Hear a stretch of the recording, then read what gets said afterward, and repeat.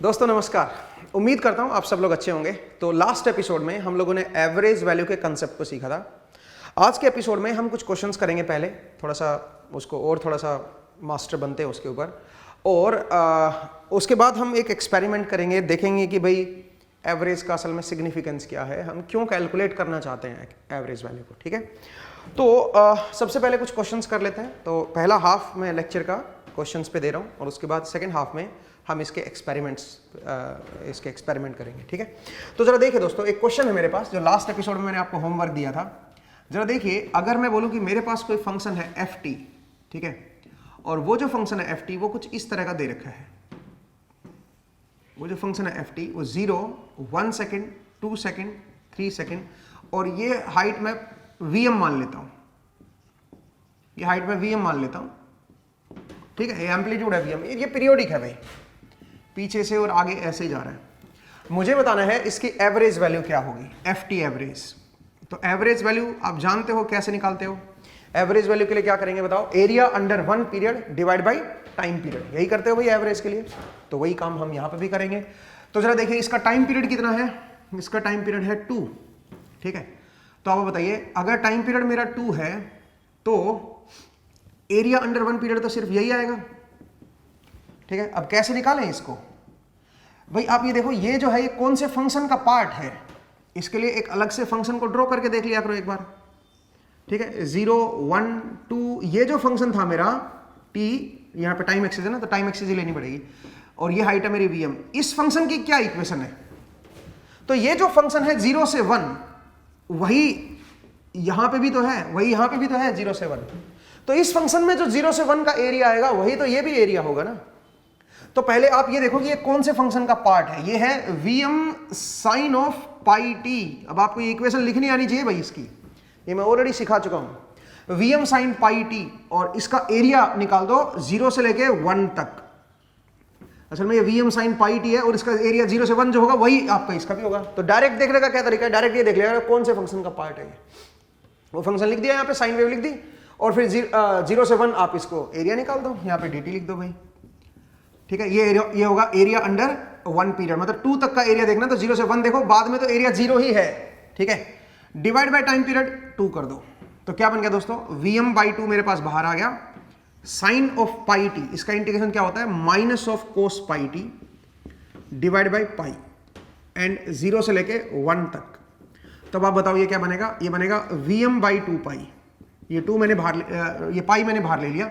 अंदर जरा देखिए क्या है, अपर लिमिट करोगे तो माइनस कोस पाई, माइनस लोअर लिमिट करोगे तो +1 बन जाएगा, और कोस पाई -1 होता है और एक माइनस और है, तो ये कट जाएगा इस 2 के साथ, तो ये बन जाएगा vm/पाई। तो ये इसकी क्या आ गई है दोस्तों, एवरेज वैल्यू आ गई है vm/पाई। अभी काम करते हैं, अब इस एक्सिस को बदल देते हैं। सोचिए जरा देखिए, अगर मैं यहां पे ये एक्सिस जो है ये टाइम के बजाय ओमेगा टी कर देता, और यहां पे 0 रेडियन, 1 रेडियन, 2 रेडियन, 3 रेडियन, बाकी कुछ नहीं चेंज कर रहा हूं, बस मैं एक्सिस को चेंज कर रहा हूं। और अब अगर मैं बोलूं कि बताओ इसकी एवरेज वैल्यू क्या आएगी, तो क्या करोगे, अगेन इसका पीरियड क्या है दोस्तों, पीरियड है इसका 2, तो क्या लिखोगे, इंटीग्रेशन 0 से लेके 1 तक का ही एरिया निकालना है भाई आपको, क्योंकि अंडर 1 पीरियड अगर आप देखोगे तो यही एरिया आपके काम का है।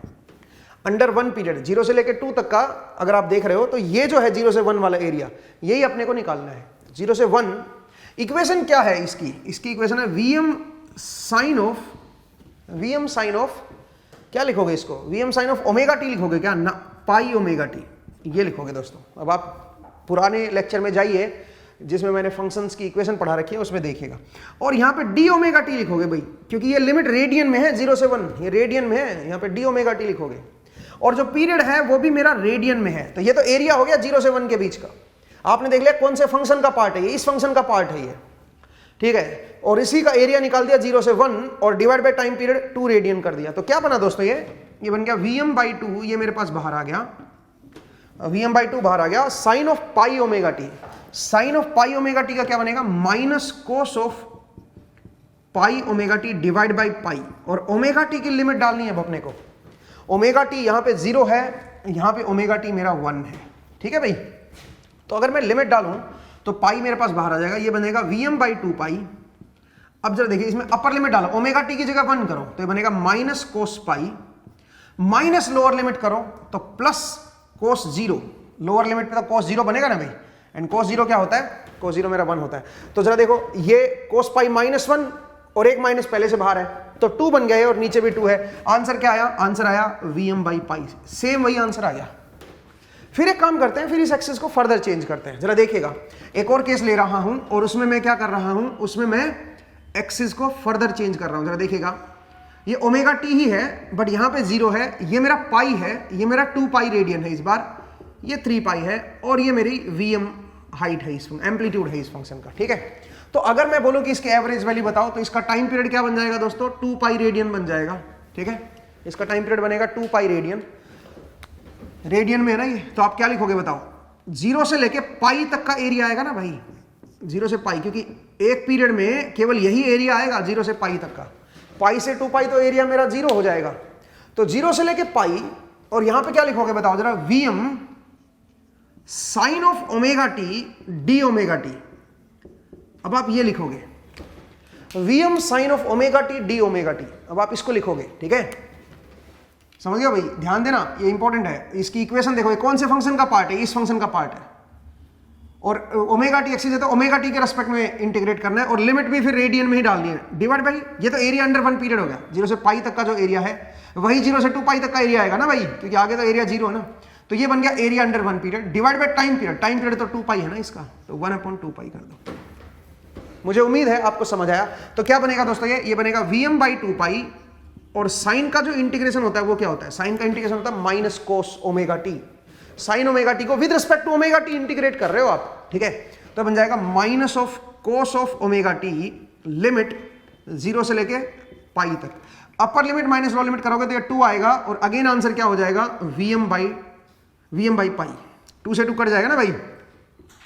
क्या समझे, ये समझ आया हमें कि अगर मेरी शेप सेम है, अगर मेरी शेप सेम है, एक्सिस चाहे कुछ भी हो, इंस्टेंट चाहे कुछ भी हो, कोई फर्क नहीं पड़ता, जब तक मेरी शेप सेम है, एवरेज वैल्यू क्या रहती है, इंडिपेंडेंट रहती है उसके पॉइंट्स के या एक्सिस के, इंडिपेंडेंट रहती है, Vm/π, Vm/π, Vm/π, ठीक है। हर जगह आपका Vm/π आया है, ध्यान दीजिएगा, ठीक है। तो ये बड़ा इंपॉर्टेंट चीज है। कुछ लोग क्या करेंगे, कुछ लोग बोलेंगे सर यहाँ पे अगर मैं 1 की बजाय हाफ कर देता और यहाँ पे 1 कर देता, क्या तब भी आंसर सेम रहता, जरा देख लेते हैं, ठीक है। जरा देखिए दोस्तों, मैंने बताया एक्सिस के इंडिपेंडेंट होगा जब तक आपकी शेप सेम है। इसी क्वेश्चन में अगर मैं यहां पे 0 लेता, यहां पे हाफ ले लेता, यहां पे 1 ले लेता, यहां पे 3/2 ले लेता और ऐसे आगे बढ़ रहा है, ये पीछे से ऐसे आ रहा है, और ये जो एम्पलीट्यूड है ये मेरा Vm है दोस्तों, और ये जो एक्सिस है ये टाइम एक्सिस है मान लीजिए। मुझे अगेन इसकी एवरेज वैल्यू निकालनी है, तो कैसे निकालेंगे एवरेज वैल्यू, इसका टाइम पीरियड बताइए, टाइम पीरियड है मेरा 1 और एरिया अंडर 1 पीरियड निकालना, तो ये एरिया आएगा भाई, ठीक है, इतना ही एरिया आएगा, एरिया अंडर 1 पीरियड। तो आप क्या लिखोगे बताओ, आप लिखोगे 0 से लेके हाफ तक का ही एरिया निकालना है, वही एरिया अंडर 1 पीरियड हो जाएगा, वही 0 से लेके 1 तक का एरिया आ जाएगा, क्योंकि आगे तो फंक्शन है ही नहीं ना, 0 से हाफ तक ही है, तो 0 से हाफ तक हमने इसको एरिया निकाले। बट ये कौन से फंक्शन का पार्ट है, ये बनेगा Vm साइन ऑफ, क्या मैं पाई टी लिखूंगा अब यहां पे ना, क्यों, क्योंकि t इक्वल टू हाफ पे ये π/2 बनेगा, ये तो मैक्सिमम पे चला जाएगा, बल्कि बनना चाहिए पाई, तो मुझे क्या लिखना चाहिए यहां पे, Vm साइन ऑफ 2πt लिखना चाहिए। अब इसकी इक्वेशन चेक करके देखो, t की वैल्यू हाफ पुट करके देखो, t की वैल्यू हाफ पे साइन पाई बनेगा और साइन पाई क्या होता है 0। अब ठीक है भाई, अब ठीक है, तो Vm साइन 2πt और यहां पे क्या बन जाएगा dt लिखना है भाई, ठीक है, यहां पे dt लिखना पड़ेगा क्योंकि टाइम एक्सिस है मेरे पास, तो लिमिट भी टाइम में ही आएंगे, सेकंड्स में आएंगे ये लिमिट, 0 से हाफ सेकंड, ठीक है। तो ये हो गया एरिया अंडर 1 पीरियड, 0 से हाफ तक का एरिया आ गया, डिवाइड बाय टाइम पीरियड 1/1, 1 इसका टाइम पीरियड है। तो क्या बन गया दोस्तों, ये बन गया Vm, बाहर आ गया Vm/1 और साइन ऑफ 2πt का इंटीग्रेशन क्या बनेगा, minus cos of 2πt divide by 2π, और लिमिट कहां से कहां तक डालोगे, 0 से लेके हाफ तक की लिमिट डालोगे, 0 से लेके हाफ तक की। तो आप बताओ क्या बनेगा, ये Vm/2π, 2π को मैं बाहर ले लेता हूं, ठीक है।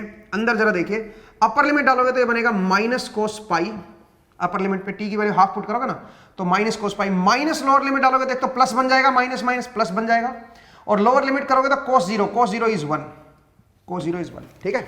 अब cos पाई मेरा -1 होता है और एक और माइनस आपने बाहर निकाल लिया तो क्या बन गया, 2 नहीं बन गया, और नीचे भी 2 है तो कट गया ये 2 से 2, तो क्या बन गया Vm/π। इंटरेस्टिंगली अभी भी आंसर क्या आया, सेम ही आया। इसका मतलब जो एवरेज वैल्यू होती है वो इंडिपेंडेंट होती है एक्सिस के। इस एक्सिस में टी लो, ओमेगा टी लो, इन पॉइंट्स को आप स्केल कर दो। भाई आपने देखो इसी को तो टाइम स्केल कर रखा है, इसी को आपने कंप्रेस कर दिया, जो 1 पे आ रहा था वो हाफ पे आ रहा है, जो 2 पे आ रहा था वो 1 पे आ रहा है, इसका मतलब आपने टाइम से स्केल कर दिया। ft की जगह f(2t) कर दिया आपने। अगर मैं इस फंक्शन को ft बोलूंगा तो ये क्या बन जाएगा, ये बन जाएगा f(2t)। आपने हर एक पॉइंट को 2 से डिवाइड कर दिया है, लेकिन एवरेज वैल्यू पे कोई फर्क नहीं पड़ा। एवरेज वैल्यू इनके इंडिपेंडेंट होती है। कई बार क्या होता है, हम इसको शिफ्ट कर देते हैं, मतलब ओरिजिन यहां पे नहीं दिखाते, ओरिजिन जो है वो यहां पे दिखा देते हैं। जरा देखिए, ओरिजिन मैंने यहां पे दिखा दिया, ठीक है। ये हाफ से शुरू किया, ये 3/2, ये आपका 2, ये 5/2, ठीक है, ये 3, ये 7/2, ऐसे है, और ऐसे पीछे भी है भी, ठीक है, -½ तो कुल मिला के अब जरा देखिए, ये है मेरा Vm। तो आपने क्या किया, आपने ओरिजिन को कहां पे कर दिया, ओरिजिन को बीच में कर दिया, और वेव जो है वो 0 से स्टार्ट होने के बजाय हाफ से स्टार्ट हो रही है। क्या इससे कोई फर्क पड़ेगा? भाई आप मुझे बताओ, इसका पीरियड स्टिल क्या रहा, पीरियड उतना ही है 2, जो पहले यहां पे पीरियड था वही उतना ही रहा, और एरिया भी उतना ही रहेगा। भाई जो वेव है वो बस वो जो पार्ट है वो आगे सरक गया, उससे क्या फर्क पड़ा? तो एरिया अंडर 1 पीरियड अभी भी उतना ही है, टाइम पीरियड अभी भी उतना ही है, कोई फर्क नहीं पड़ेगा। इसका मतलब शिफ्टिंग से एंड स्केलिंग से फंक्शन को टाइम में स्केल कर दोगे या शिफ्ट कर दोगे तो उससे एवरेज वैल्यू पे कोई फर्क नहीं पड़ता। दोस्तों इस चीज को ध्यान रखिएगा, ठीक है। मुझे उम्मीद है आपको ये समझ आया कि एवरेज वैल्यू पे इस तरह से कोई फर्क नहीं पड़ता है, एवरेज वैल्यू उतनी ही आएगी। फर्क किससे पड़ेगा? अगर आपने ये एम्पलीट्यूड को चेंज कर दिया, Vm की बजाय 2 Vm कर दिया तो यहां पे भी 2 आ जाएगा, 3 कर दिया तो यहां पे भी 3 आ जाएगा। मतलब पीक वैल्यू को अगर आपने पूरे फंक्शन को अगर आप मल्टीप्लाई कर रहे हो k0 से, तो ये भी k0 से मल्टीप्लाई हो जाएगा भाई, और यहां पे भी फिर k0 आ जाएगा अलग से, ठीक है। मतलब एक्सिस के इंडिपेंडेंट होता है। फंक्शन को शिफ्ट कर दो, फंक्शन को कंप्रेस कर दो, इलोंगेट कर दो, शेप जब तक सेम है तब तक आपकी एवरेज वैल्यू नहीं बदलती, ठीक है। एवरेज वैल्यू उतनी ही रहेगी, क्योंकि जब आप इसको कंप्रेस कर रहे हो इतने हिस्से को, आप बोलोगे सर कंप्रेस करने से एरिया छोटा हो रहा है, बिल्कुल एरिया छोटा हो रहा है, जितना ये था यहाँ, जो भी इसका एरिया था उसका हाफ एरिया हो गया अब यहाँ पे, लेकिन उतना पीरियड भी तो छोटा हो गया ना, ठीक है। तो रेशियो अल्टीमेटली वही बनेगा, ठीक है।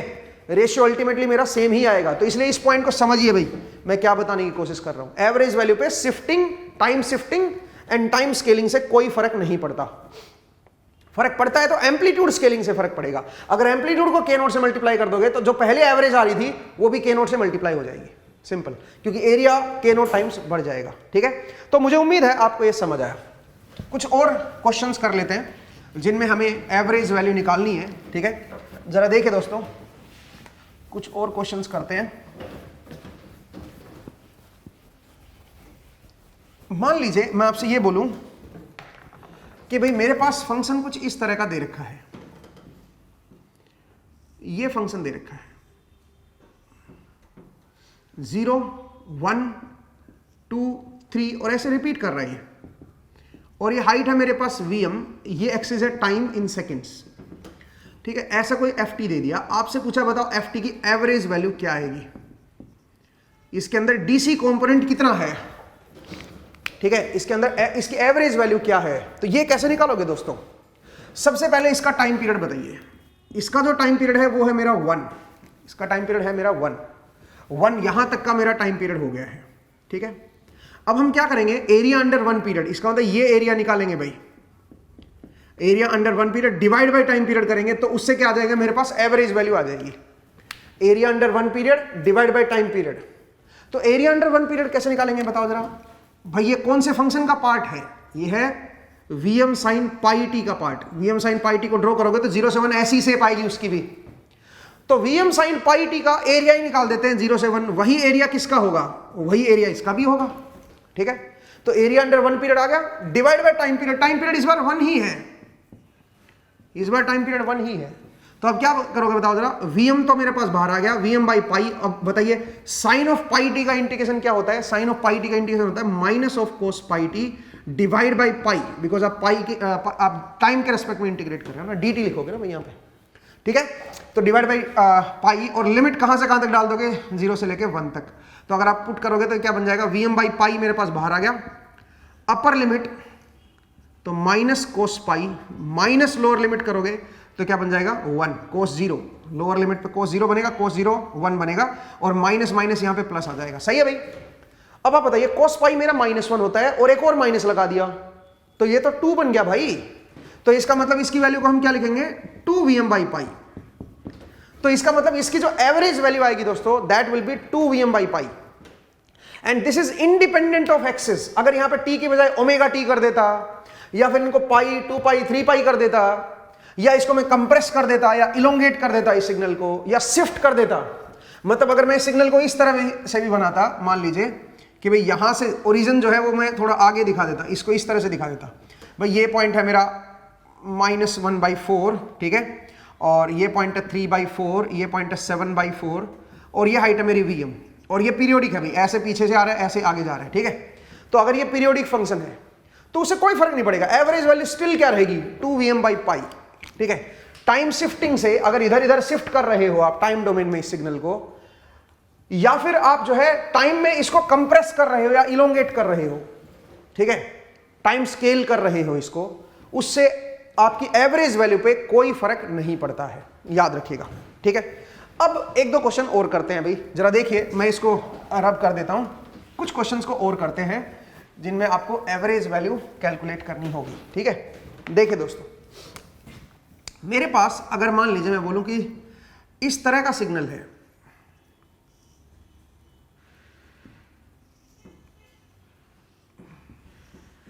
ये ओमेगा टी है, ये है मेरा π/6 रेडियन, ये है मेरा पाई रेडियन, ये है 7 π/6 रेडियन, ये है मेरा 2 पाई रेडियन, ये रेडियन में है भाई, और ये हाइट है मेरी Vm, ये ft दे दिया आपको, और आपसे पूछा है ft की एवरेज वैल्यू बताइए भाई, एवरेज वैल्यू क्या आएगी, इस ft की एवरेज वैल्यू क्या आएगी। तो जरा देखिए दोस्तों, इसका पीरियड बताओ कितना है। अगर आप इसका पीरियड देखोगे तो पीरियड जो है वो 0 से और पाई तक है, क्योंकि 0 से पाई के बाद अगर आप देखोगे तो सेम चीज, यही जो ऐसे नीचे नेगेटिव की तरफ जो चोंच बनी हुई है फिर से रिपीट कर जाएगी ये चोंच, ठीक है, नीचे की तरफ जो ये बना हुआ है बिल्कुल वैसे ही रिपीट कर जाएगा। तो इसका मतलब 0 वाले जो पॉइंट है वो यहां पे रिपीट हो रहा है। तो पीरियड क्या है इसका, पाई रेडियन, पाई रेडियन, इस बार सेकंड्स में नहीं है पीरियड, क्योंकि रेडियन में एक्सिस है तो पाई रेडियन बोलेंगे पीरियड इसका, पाई रेडियन इसका पीरियड होगा। अब मुझे चाहिए एरिया अंडर 1 पीरियड, तो आप बोलोगे सर 0 से लेके और पाई तक का एरिया निकाल लो, तो उसमें तो नेगेटिव एरिया भी है पॉजिटिव एरिया भी है। तो सुनो, जब आपको एरिया अंडर 1 पीरियड निकालना होता है तो ये तो नहीं बोला है कि भाई 0 से ही शुरू करना है आपको, एरिया अंडर 1 पीरियड में 0 से t ही तक ही जाना है। एरिया अंडर 1 पीरियड तो कहीं से कहीं तक भी हो सकता है, बस लेंथ आपकी क्या रहनी चाहिए, एक पीरियड वाली रहनी चाहिए। तो आप इसको यहां से क्यों शुरू कर रहे हो, यहां से क्यों नहीं शुरू कर लेते हो, यहां से शुरू करके और यहां तक ले लो भाई, ये भी एरिया अंडर 1 पीरियड ही बनेगा। बोलिए, ये जो लेंथ है ये भी तो 1 पीरियड लेंथ ही है, ये भी तो t लेंथ है। तो अगर आपको एरिया अंडर 1 पीरियड ही निकालना है तो आप यहां से लेके यहां तक निकाल लो, मतलब π/6 से 7 π/6 तक एरिया निकाल लो, वो भी उतना ही आएगा। भाई पहले नेगेटिव आप आगे ले रहे थे, अब नेगेटिव पीछे ले लिया, इतना हिस्सा, बात तो वही है। लेकिन इसका बेनिफिट क्या मिलेगा, इसका बेनिफिट ये मिलेगा कि ये फंक्शन जो है कॉन्टिन्यूटी में है पूरे का पूरा, उसमें चेंज नहीं हुआ कुछ भी, और ये साइन वेव का ही पार्ट है। अगर आप इसको साइन वेव को दिखाओगे तो इसी साइन वेव का पार्ट है। तो आप बताओ कौन सी वेव का पार्ट है ये। अगर आप इसकी इक्वेशन, साइन वेव की इक्वेशन लिखते हैं ऐसे वाली साइन वेव की, तो वो इक्वेशन क्या बनती, कौन सी साइन वेव का पार्ट है ये, बता सकते हो क्या। तो आप क्या लिखोगे, उसके लिए लिखोगे Vm sine of omega t वाली वेव का पार्ट है, Vm sine of omega t. आप देखो ओमेगा टी की वैल्यू जब पाई पुट करोगे तो इसकी वैल्यू 0 आएगी और ये भी 0 है, तो इसका मतलब ये वाला जो हिस्सा है ये Vm sign omega T wave का पार्ट है। जरा देखिए, अगर मैं प्लॉट करके दिखाऊं ओमेगा टी के साथ Vm साइन ओमेगा टी को, तो ये बनेगा 0 पाई 2 पाई। तो आप अगर ध्यान से देखो, π/6 से लेके और 7 π/6 तक ये जो वेव है इसी का तो पार्ट है ये, इसी का तो पार्ट है ये, वही तो है। तो इसका मतलब मुझे ये पता चलेगा कौन सी इस फंक्शन की क्या इक्वेशन बनेगी, कौन सी वेव का पार्ट है, इस वेव का पार्ट है। तो अगर मैं एरिया निकालूंगा इसका, तो कहां से कहां तक का निकालूंगा, मुझे एरिया तो π/6 से 7 π/6 तक ही चाहिए भाई, एक पीरियड के अंदर चाहिए ना। तो एक पीरियड यहां पे देखो इतना है, पाई रेडियन का पीरियड है, तो π/6 से लेके 7 π/6 तक एरिया निकाल दो, डिवाइड बाई पाई कर दो, रेडियन में, ठीक है। तो आपका क्या आ गया, Vm बाई पाई मेरे पास बाहर आ गया, और साइन का इंटीग्रेशन क्या बन जाएगा, माइनस कोस, ठीक है, minus cos of omega T, minus cos of omega t. अब लिमिट डालिए, lower limit pi by 6, upper limit 7 pi by 6, ठीक है। तो अगर मैं इसमें डालूंगा तो बनेगा Vm by pi, upper limit minus lower limit, तो minus of cos of 7 pi by 6, ये upper limit, minus lower limit करोगे तो प्लस बन जाएगा कोस पाई बाई 6, ठीक है। तो क्या बन गया दोस्तों, ये Vm by pi cos pi by 6 का मतलब कोस 30, कोस 30 कितना होता है, √3/2, √3/2। और दूसरा ये बताइए कोस 7 पाई बाई 6, 7 पाई बाई 6 को लिख सकते हो pi plus pi by 6, third quadrant में कोस अगेन नेगेटिव होता है, तो एक माइनस पहले से बाहर लगा हुआ है तो पॉजिटिव बन जाएगा, और ये बन जाएगा कोस of pi by 6, cos of pi by 6 क्या बन जाएगा, अगेन √3/2 बन जाएगा, तो प्लस का √3/2, ठीक है। तो क्या बन गया दोस्तों, ये बन गया Vm √3/पाई, Vm √3/पाई, ठीक है। इस तरह का हमारे पास इसका आंसर आएगा। मुझे उम्मीद है आपको समझ आया कि कैसे हम इस फंक्शन की एवरेज वैल्यू, इसका मतलब एवरेज वैल्यू में ये मैटर नहीं करता कि आपको 0 से ही शुरू करना है, आप जनाब कहीं से शुरू कीजिए जहां से आपको कंफर्टेबल लगता है, बट अंडर 1 पीरियड लेना है भाई। तो अंडर 1 पीरियड पाई रेडियन का है, तो अगर आप 0 से कर रहे हो तो पाई तक लिखना पड़ेगा, पाई बाई 6 से कर रहे हो तो 7 पाई बाई 6 तक लिखना पड़ेगा, अंडर 1 पीरियड जाना है आपको। तो मुझे उम्मीद है आपको यह समझ आया कि एवरेज वैल्यू जो है वो हम कैसे कैलकुलेट करते हैं। अब इसका सिग्निफिकेंस क्या है, इसको हम क्यों पढ़ रहे हैं, तो उसको एक एक्सपेरिमेंट से हम देखेंगे। तो एक्सपेरिमेंट क्या है वो थोड़ा सा मैं आपको पहले परफॉर्म करके दिखाते हैं, और उसके बाद फिर हम उसको एक्सप्लेन करेंगे कि भाई उसमें क्या चीज है। बट एवरेज को एक और तरीके से भी समझ सकते हो, एक्सपेरिमेंट से पहले एक और तरीका भी मैं आपको बताता हूं एवरेज को समझने का। जरा देखिए, मान लीजिए मेरे पास कोई इस तरह का सिग्नल है, मैं बोलूं कि बताओ भाई इसकी एवरेज वैल्यू क्या होगी, इसका क्या मीनिंग क्या है, मैं आपको ये समझाता हूं, ठीक है। इसका मीनिंग क्या है, इसका फिजिकल मीनिंग क्या है। पहले तो इसकी एवरेज वैल्यू बताओ क्या आएगी। इसका पीरियड क्या है, इसका पीरियड है 1 सेकेंड, ठीक है। तो एवरेज वैल्यू क्या हो जाएगी, area under 1 period divide by time period. तो इसका एरिया निकालने के लिए इंटीग्रेशन में तो जाने की जरूरत ही नहीं है, एरिया अंडर 1 पीरियड इस ट्रायंगल का ही एरिया हो जाएगा। तो बताओ इस ट्रायंगल का क्या एरिया आएगा, 1/2 इंटू 1 इंटू 10, तो 5 इसका एरिया आ जाएगा, डिवाइड बाय टाइम पीरियड कितना है इसका 1, तो ये इसकी एवरेज वैल्यू आ जाएगी दोस्तों 5/1, ये इसकी एवरेज वैल्यू होगी, ठीक है। इस तरह से आप इस फंक्शन की एवरेज वैल्यू निकाल सकते हो, आसान कहानी थी। अब इसका मीनिंग क्या है जरा देखिए, सोचिए ये कोई पहाड़ी है, या सोचिए आप किसी कंपनी में काम कर रहे हो, पहाड़ी वाला एग्जांपल बाद में देते हैं। आप किसी कंपनी में काम कर रहे हो, जॉब कर रहे हो, और कंपनी वाला आपको पूरा आपको एक दिन की सैलरी देता है, ये एक दिन की सैलरी है, अगले दिन की सैलरी है, दूसरे दिन की सैलरी, डे वाइज सैलरी दे रहा है।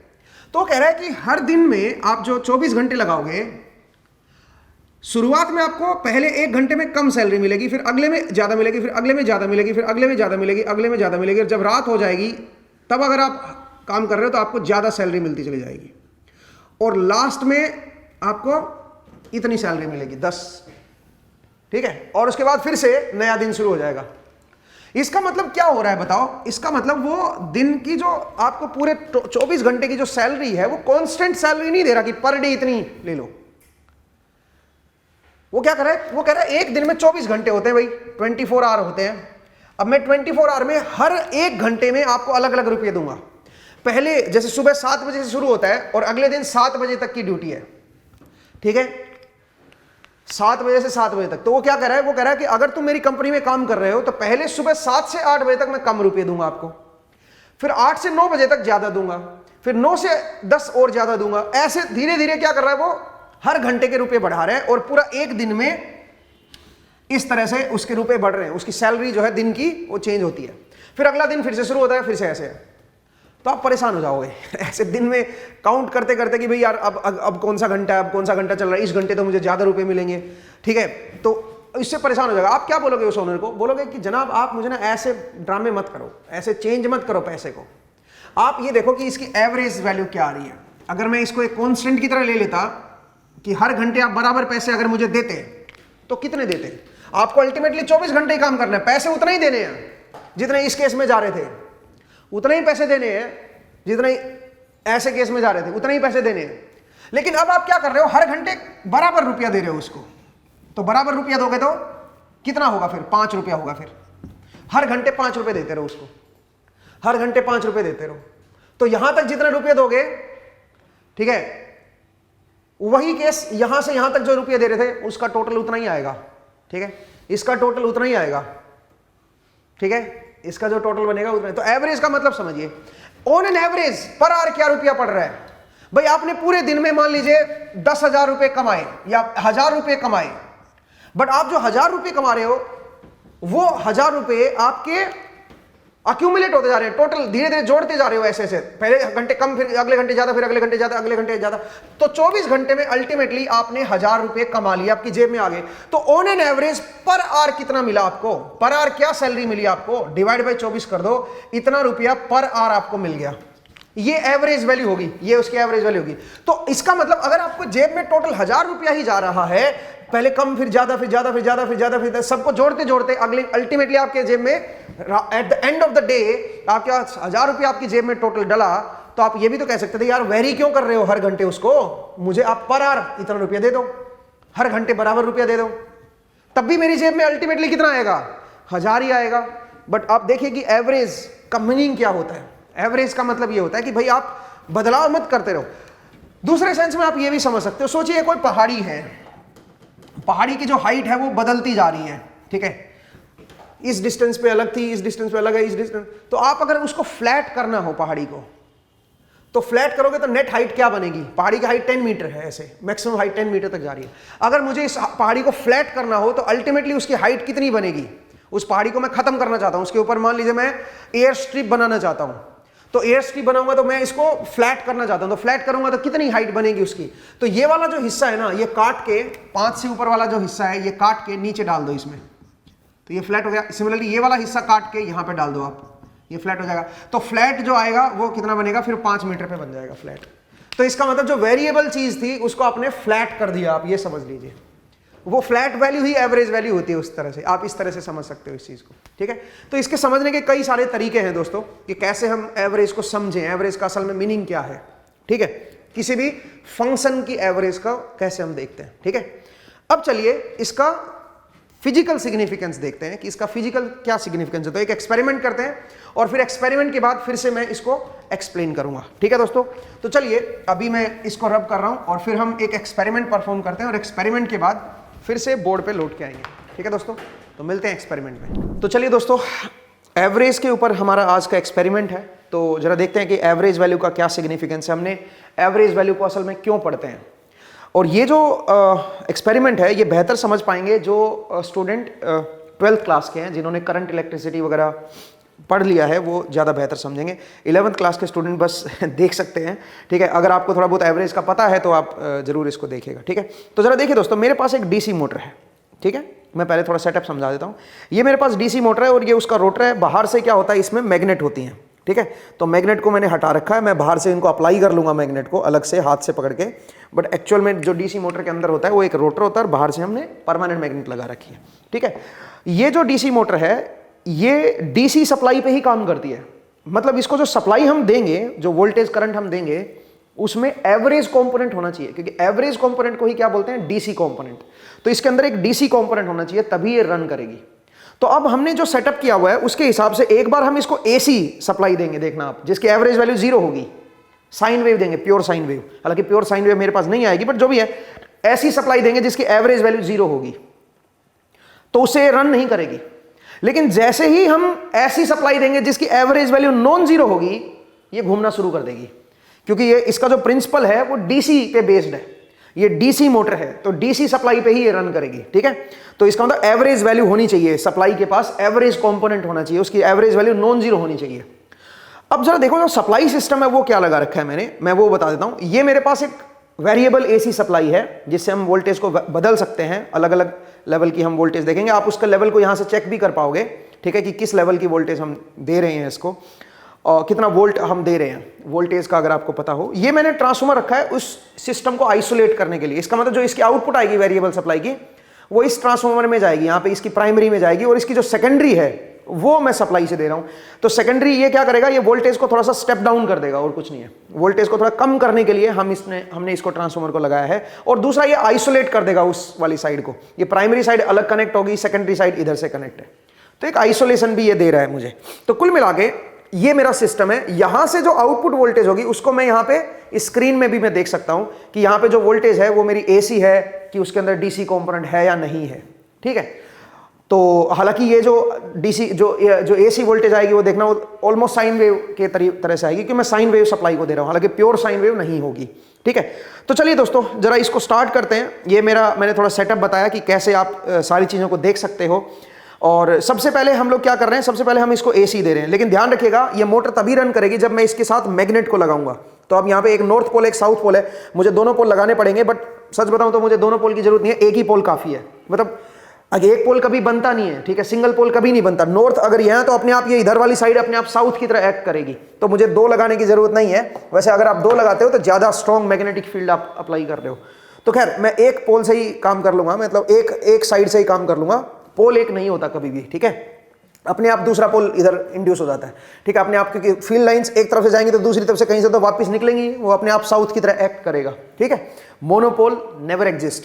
तो जरा देखिए दोस्तों, यहां पे अब ये मेरी मोटर है, इसको मैं जरा सप्लाई देता हूं, और सप्लाई के लिए मैं यहां से इसका इस्तेमाल कर रहा हूं और मैं वोल्टेज को बढ़ा रहा हूं। पहले मैं जरा 9 वोल्ट 10 वोल्ट पे ले आता हूं, आप जरा देखिए उसमें आपको दिख भी रही होगी रीडिंग। और ये जो है ऑलमोस्ट मैंने जो वोल्टेज है उसको 10 वोल्ट कर दिया है, ठीक है। और यहां से आप देख सकते हो ये सप्लाई जो है वो मेरी एसी सप्लाई है, ठीक है। हालांकि प्योर एसी नहीं है, यहां पे प्योर एसी आपको नहीं नजर आ रही होगी, बट ऑलमोस्ट एसी सप्लाई है मेरी। और आप यहां पे आप ऑब्जर्व कीजिए, इसके अंदर वाइब्रेशंस आ रहे हैं, ये वाइब्रेट कर रही है और मैं सुन सकता हूं वाइब्रेशंस को, मैं सुन सकता हूं, क्योंकि जो वाइब्रेशंस हैं वो 100 साइकिल्स पर सेकेंड हो रहे, 100 टाइम्स हो रहे हैं एक सेकेंड में। तो वो मेरी ऑडियो रेंज में आ जाती है, उससे एयर जो है या सराउंडिंग की एयर वाइब्रेट कर रही है, उसके एयर पार्टिकल वाइब्रेट कर रहे हैं, तो मेरे ऑडियो रेंज में आ जाता है, तो मैं उसको सुन सकता हूं और मैं अपने हाथ से फील भी कर पा रहा हूं वाइब्रेशंस को। लेकिन ये मोटर रन नहीं कर रही, मैं इसको कोशिश भी कर रहा हूं घुमाने की, बट ये देखो रन नहीं करने की, ये थोड़ा घूमने की कोशिश कर रही है, बट ये घूम नहीं रही है। प्रॉब्लम ये है कि इसके अंदर जो करंट जा रहा है वो एसी करंट जा रहा है, और एसी करंट से जो टॉर्क पैदा हो रहा है इसको घुमाने के लिए, वो भी ऑल्टरनेटिंग टॉर्क पैदा हो रहा है, उसकी एवरेज वैल्यू 0 है उस टॉर्क की, तो इसलिए मोटर घूम नहीं रही है, ये डीसी के प्रिंसिपल पे काम करती है। तो अब मुझे क्या करना पड़ेगा, अब मुझे ऐसी सप्लाई देनी पड़ेगी जो इसको घुमा सके, जिसमें एवरेज वैल्यू हो। तो उसके लिए मुझे क्या करना पड़ेगा जरा देखिए।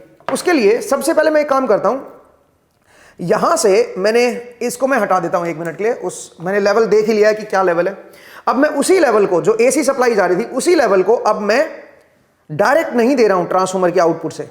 तो अब मैं कैसे दूंगा, अब मेरे पास एक रेक्टिफायर मैंने यहां पे लगा रखा है, ठीक है। तो इस रेक्टिफायर से मैं सप्लाई दूंगा उसको। तो मैं एक काम करता हूं, यहां से जरा ये जो पॉइंट है, ये रेक्टिफायर की जो आउटपुट है वो कनेक्ट कर देता हूं, और दूसरा जो पॉइंट है मेरा, वो पॉइंट मैं यहां से कनेक्ट कर देता हूं। इसका मतलब अब जरा देखो, अब जरा यहां पे आप सीआरओ की स्क्रीन पे देख सकते हो, डीएसओ की स्क्रीन पे, तो जो डिजिटल ऑसिलोस्कोप है उसकी स्क्रीन पे आप देखिए, अब यहां पे एसी नहीं रहा, अब ये फुल वेव रेक्टिफायर चला गया, उसको रेक्टिफाई कर दिया हमने।